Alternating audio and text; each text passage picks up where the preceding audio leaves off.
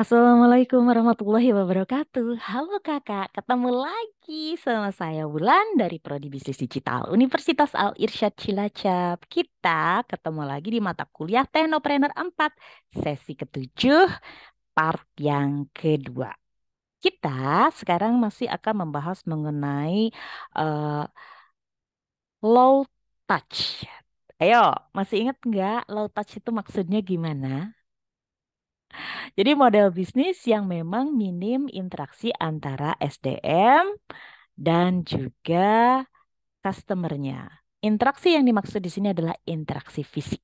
Jadi sekarang sudah memaksimalkan teknologi sehingga komunikasinya itu tidak secara fisik, tetapi tetap ada komunikasi antara penjual dan pembeli ya, tapi secara virtual atau online. Nah, di sini kita akan membahas mengenai pergeseran kebiasaan di new era atau di era new normal. Nah, ini ada 6. Yang pertama, konsumen itu sekarang lebih menjaga kebersihan. Kemudian kesehatan mental masyarakat juga sekarang lebih aware.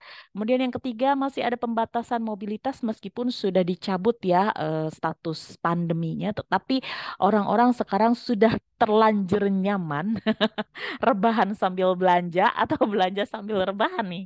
Terus rebahan sambil belanja ya tepatnya ya. Masa belanja sambil rebahan? Guling-guling di Alfa kan aneh gitu.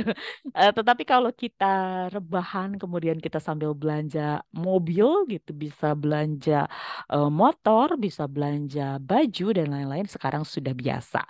Kemudian yang keempat adalah lebih intens bekerja dari rumah, termasuk kita sekarang melakukan pembelajaran dari rumah masing-masing atau dari tempat eh, masing-masing ya, dari tempat kerja atau mungkin dari coffee shop atau dari mana aja sekarang bisa ya.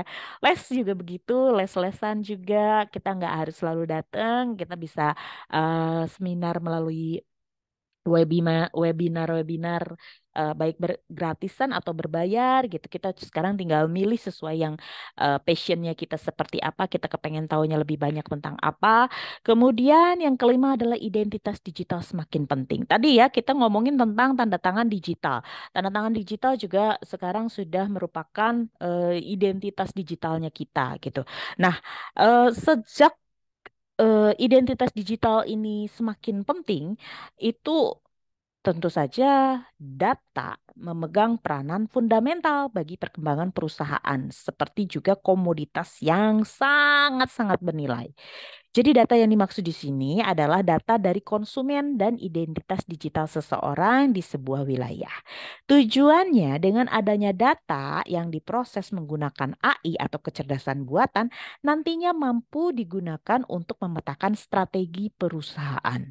Sekarang data analis itu gajinya luar biasa ya, karena memang tugasnya dia itu mengolah data. Data-data yang masuk kemudian diolah, disesuaikan dan dipresentasikan sesuai dengan kebutuhan yang diminta oleh customernya dia. Gitu. Oh, saya butuh data tentang berapa banyak orang-orang yang suka belanja eh, menggunakan OVO, umur berapa saja, perempuan apa laki-laki, di wilayah mana saja, mereka belanjanya apa saja. Nah, itu bisa. Terus ada juga yang butuh informasi saya pengen data tentang berapa banyak orang-orang yang belanja di atas jam 10 malam. Wah, sekarang bisa. Bisa. Data-data itu bisa diambil dan kemudian dianalisa oleh data analis dan bisa diberikan atau dipresentasikan kepada kita sebagai pemesan karena nantinya mungkin kita memerlukan data itu sebagai data yang bisa menjadi sebuah strategi perusahaan kita. Ya bisa jadi kalau kita ternyata kita jualannya adalah oh sekarang sekarang saya mau menembak perusahaan, saya mau bikin coffee shop tapi coffee shopnya hanya beroperasi itu di atas jam 10 ke atas. Who knows gitu kan. Bisa jadi gitu karena kan belum ada. Tapi kalau teman-teman mau bikin bisnis model seperti itu ya silahkan nggak apa-apa tapi silahkan dilakukan riset terlebih dahulu.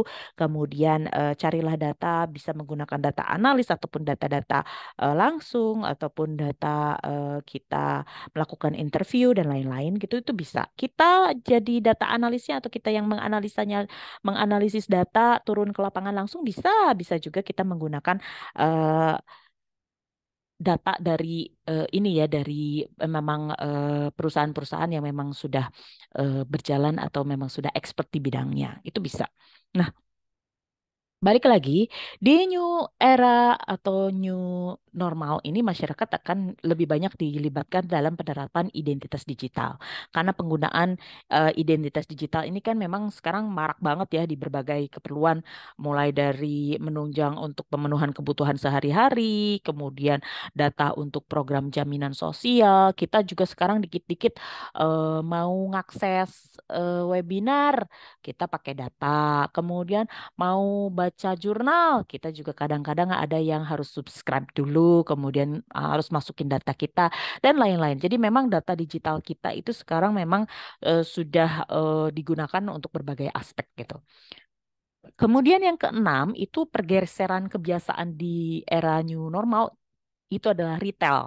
Retail berevolusi, jadi sekarang semakin digital. UMKM yang tadinya memang nggak kenal sama sekali, sekarang sudah mulai banyak sekali ya yang sudah masuk ke pasar-pasar eh, online ya, mau itu di marketplace seperti di Shopee, Tokopedia, kemudian ada juga yang di katalog atau di wilayahnya masing-masing seperti di Cilacap sendiri. Kemudian banyak sekali yang memang sekarang sudah menggunakan teknologi sehingga mereka sudah low touch dengan pembelinya langsung gitu.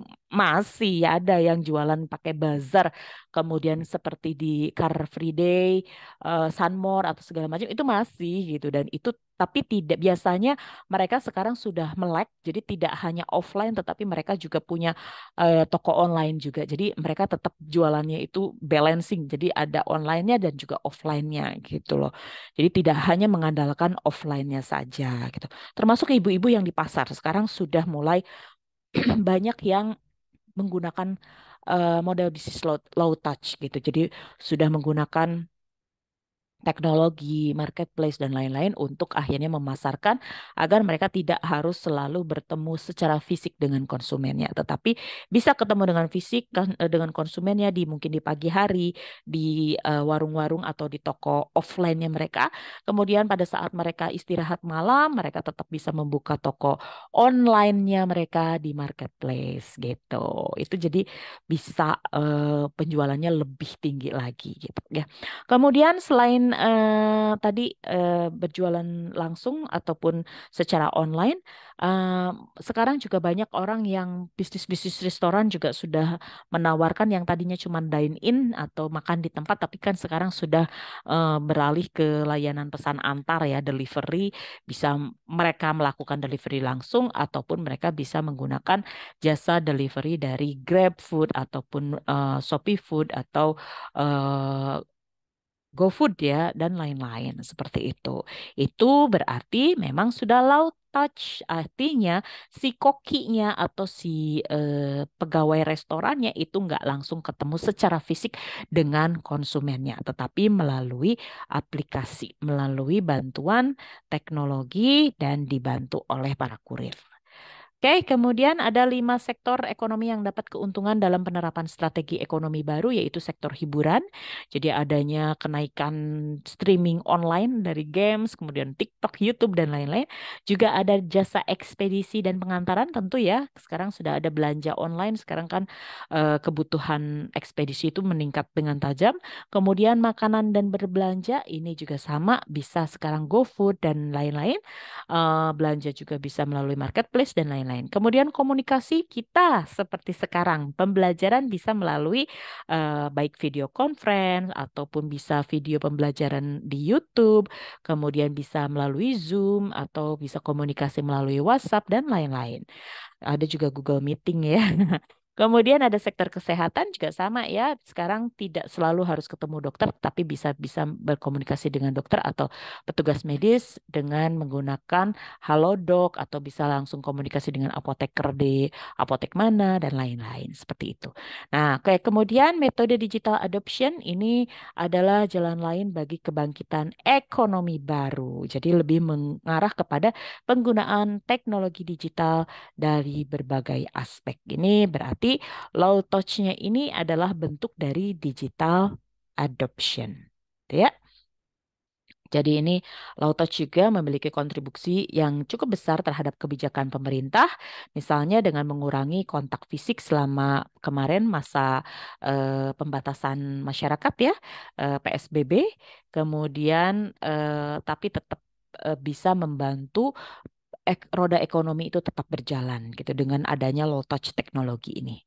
Oke, sementara itu saja informasi yang bisa saya share karena ini sangat mudah sekali. Kakak juga sudah ngalamin lah. Kita hidup di zaman ini, di zaman yang low touch gitu. Kita ngalamin sendiri bagaimana mudahnya kita berkomunikasi, bagaimana kita mudahnya melakukan pembelajaran maupun juga kita berbelanja ataupun melakukan kegiatan sehari-hari yang hubungannya dengan low touch gitu ya. Metode atau bisnis model seperti ini apabila kakak mau adopsi ini masih sangat terbuka lebar pangsa pasarnya, maka silahkan ini bisa menjadi salah satu alternatif yang bisa kakak ambil untuk mengembangkan bisnis Anda di kemudian hari. Oke, saya pamit dulu. Terima kasih atas perhatiannya. Assalamualaikum warahmatullahi wabarakatuh. Thank you.